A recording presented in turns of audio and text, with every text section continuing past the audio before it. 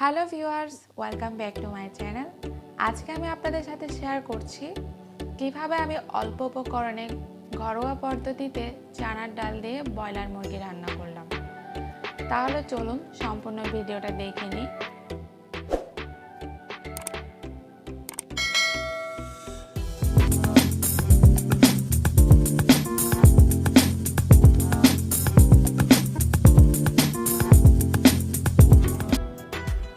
আমি এখানে 500 গ্রামের মতো মুরগির মাংস নিয়েছি, 250 গ্রাম নিয়েছি চানার ডাল,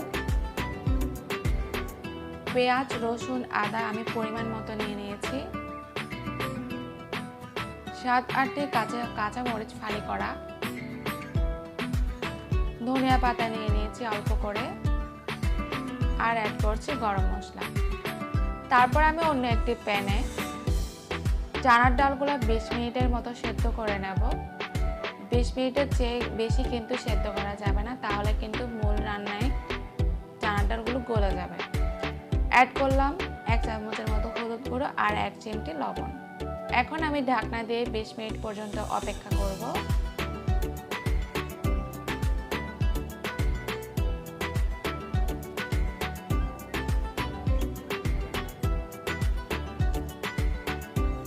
বিশ মিনিট সেদ্ধ করে নেওয়ার পর আমার ডালগুলো দেখেন আপনারা আমি কিভাবে সেদ্ধ করে নিয়েছি। আমি কিন্তু অতিরিক্ত সেদ্ধ করিনি।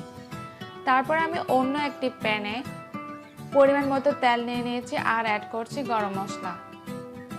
গরম মশলাগুলো আমি হালকা ভেজে নিব, এতে সুন্দর একটি ফ্লেভার আসে।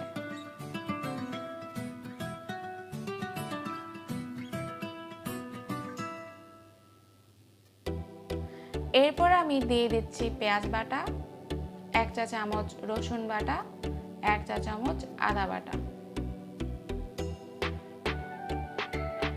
তারপর আমি এই উপকরণগুলো একটু ভেজে নেব, যতক্ষণ না পর্যন্ত ব্রাউন কালার না আসে আমি ততক্ষণই ভেজে নেব। হালকা বাদামি কালার চলে এলে আমি অন্য উপকরণগুলো অ্যাড করব।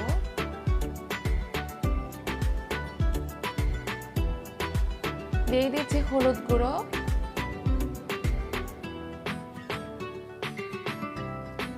2 টেবিল চামচের মতো লঙ্কার গুঁড়ো, 1 চামচের মতো জিরের গুঁড়ো, 1 চামচের মতো ধনিয়া গুঁড়ো। এখন আমি সব মশলা ভালোভাবে নেড়ে নিব।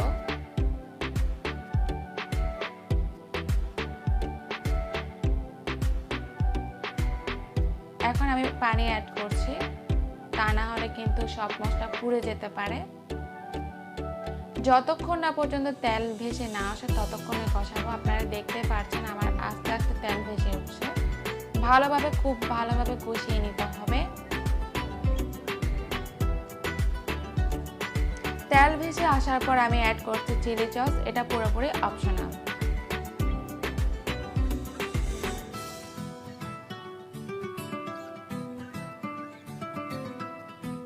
এরপর আমি অ্যাড করে দিচ্ছি মাংসগুলো।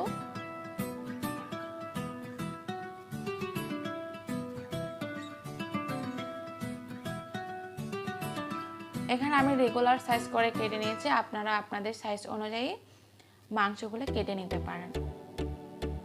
এখন আমি ভালোভাবে মেখে নিচ্ছি মশলার সাথে।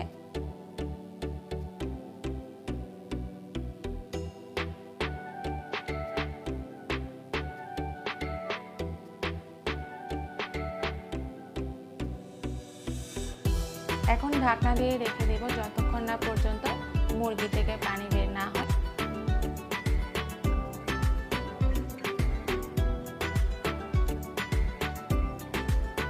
এখন আমি উল্টে পাল্টে একটু নেড়ে দিচ্ছি।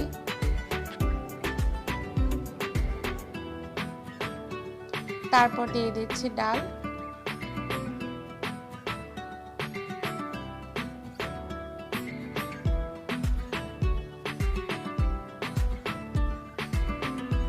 তারপর আমি ভালোভাবে নেড়ে নেব আবার।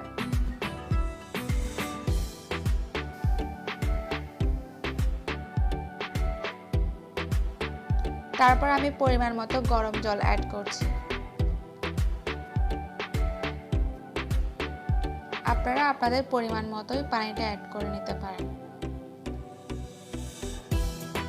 এখন আমি ঢাকনা দিয়ে কিছুক্ষণ ওয়েট করব।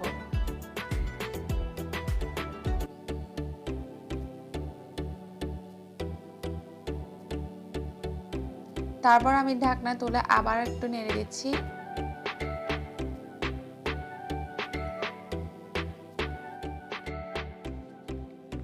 এখন আমার পুরোপুরি রান্নাটা রেডি। অ্যাড করছি ধনিয়া পাতা,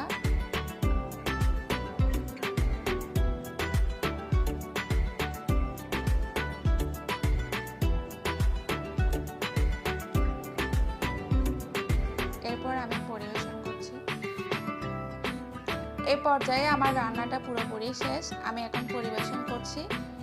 আপনারা চাইলে এটি ভাত অথবা রুটি দিয়েও খেতে পারেন। আপনারা দেখতে পাচ্ছেন আমার রান্নাটি কীরকম হয়েছে, আর খেতেও কিন্তু অসম্ভব মজাদার হয়েছে। এই পর্যায়ে আমার চ্যানেলে যদি আপনি নতুন